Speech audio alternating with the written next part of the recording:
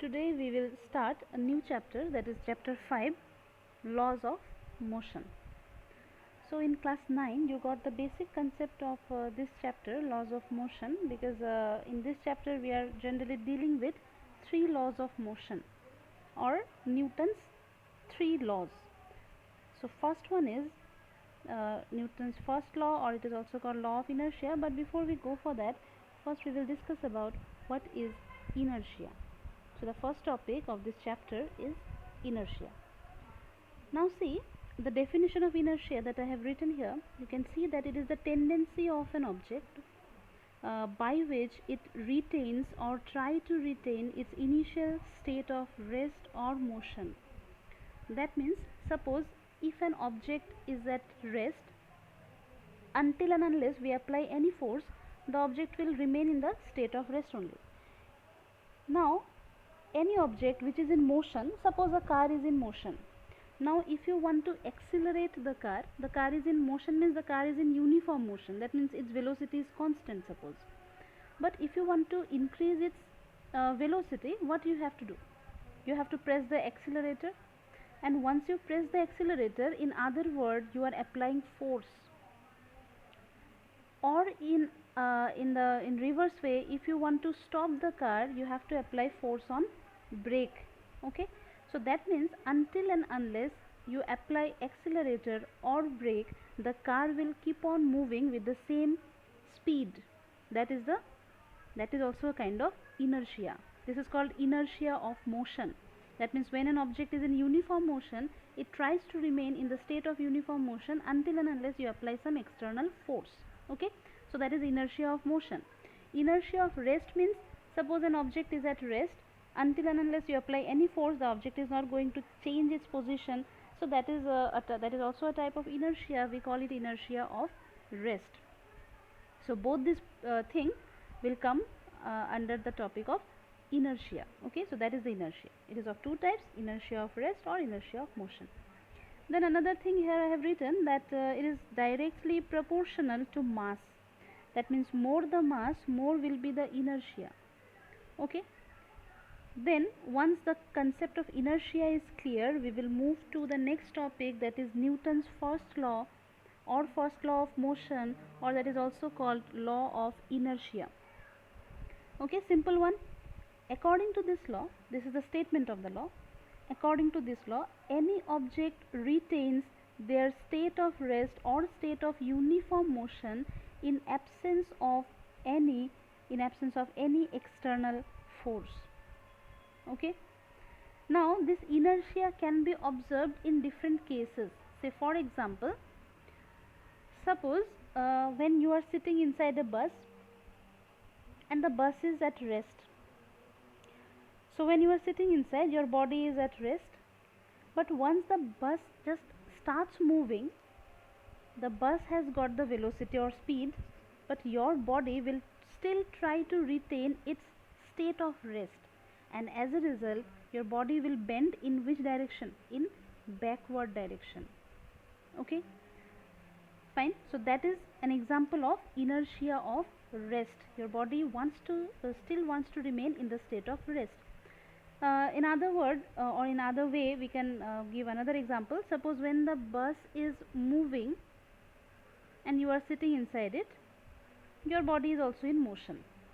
Okay, suddenly if the bus or if brakes are applied, in that case the bus will stop, but your body will still try to remain in the state of motion, and as a result we move in forward direction.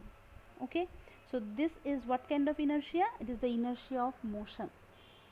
Alright, so inertia, this example of inertia you will find in fact everywhere, almost in many activities you can see this inertia.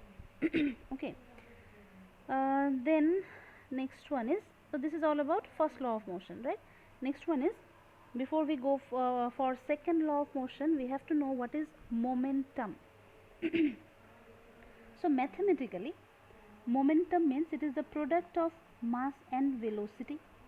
It is a vector quantity. We give it by p generally, p, and above it there is an arrow. The arrow means it is a vector quantity.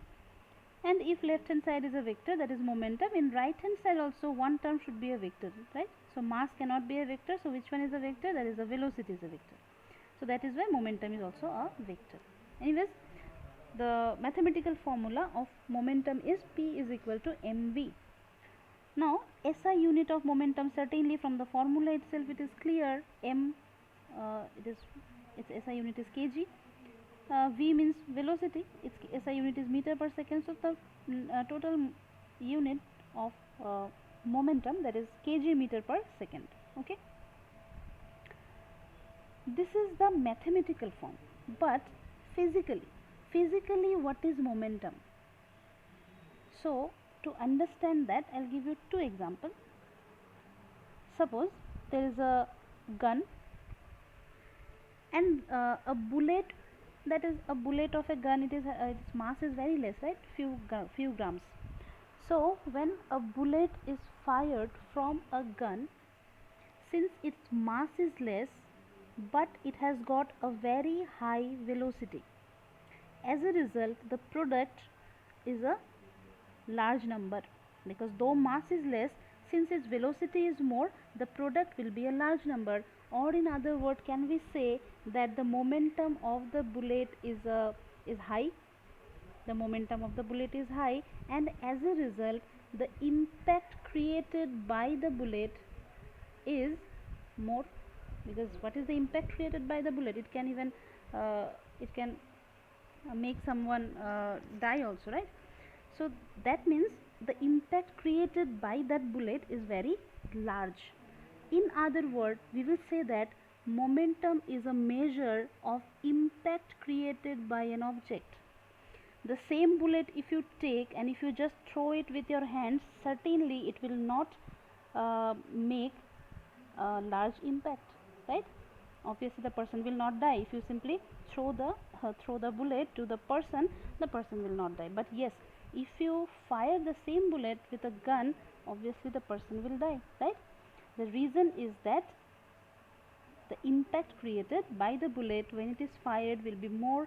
The reason is its momentum is more because of its high velocity. Similarly, suppose there is a huge truck and the truck is moving with a less velocity, but still the impact created by the truck will be more. The reason is that the mass of the truck is more, though its velocity is less, but if you do the product mass into velocity, ultimately we are getting a large number. So that momentum, the impact created by the truck, though if it is in fact moving with less velocity, it will create a large impact. Okay, so in simple word, momentum physically means impact created by an object. Okay, so example, I have already given two examples. Another example you can think like bullet train. The velocity is very high, the mass is also huge, so just to imagine the impact created. Okay, so in that way we can understand the concept of momentum. So once this momentum is clear, we will go to the next topic, that is the second law of motion, or we call it Newton's second law, or this is also called Newton's law of force, or simply law of force, because from this law we get the formula for force, that is F is equal to ma, right? This formula you have used many times probably. So F equals to ma, this formula we are going to get from this law. Alright, now let us see the statement first. According to this law, force applied on an object is directly proportional to the rate of change of momentum. So suppose initially there is an object and the object is moving with a velocity u. What will be its momentum? Mu, right? Mass of the object is m, suppose. Now suppose some force is applied on the object and the velocity of the object has increased from u to v this time. So what will be the momentum of the object now? It is mv. So what is the change in momentum? Initial momentum is mu, final momentum is mv. The change should be mv minus mu. This is the change. And suppose this change has taken place in time t. So by this thing, like here I have written that force applied, due to application of this force, the momentum of the object is changing from mu to mv, and here I have written rate of change. Now rate of change means change divided by time. That is the meaning of rate of change. So according to this statement, the force that we have applied, this force is directly proportional to the rate of change of momentum. Final momentum mv minus initial momentum mu, rate I have written, so divided by t. So from this two, if you take m common, what we will get? V minus u. So that's what I have written here. Okay, m v minus u by t. So what is this term? It is the rate of change of momentum, and that rate of change of momentum is directly proportional to what? The applied force, the force applied. So that is why mathematically we will write it like this. Alright. Now m will remain as it is, but v minus u by t, this is nothing but a, acceleration. Okay, so ma. Now this proportionality sign, whenever we are removing it, we get a constant. Proportionality sign will be removed by equal sign, and at the same time we have to put one constant here, that is k. And experimentally it is seen that when 1 Newton force is applied on an object of mass 1 kg, the mass of the object is 1 kg, how much force we have applied? 1 Newton, mass is 1 kg, acceleration produced on the body, it is also 1 meter per second square. It is found experimentally. So that means in simple word, when f is 1, m is 1, a is also 1. So if all the three things are 1, what will be the value of k then? 1 is equal to what? K into 1, that means k is also equal to 1. K is 1, right? So experimentally it is found that k is also 1. So if k is 1, finally what formula we are getting? You just substitute 1 in place of k, we are getting f is equal to ma. So this is the formula that we are getting from second law. Okay, so that is why this is also called law of force. So for today this much only. Next day or in next video we will discuss about impulse and then third law of motion. Thank you.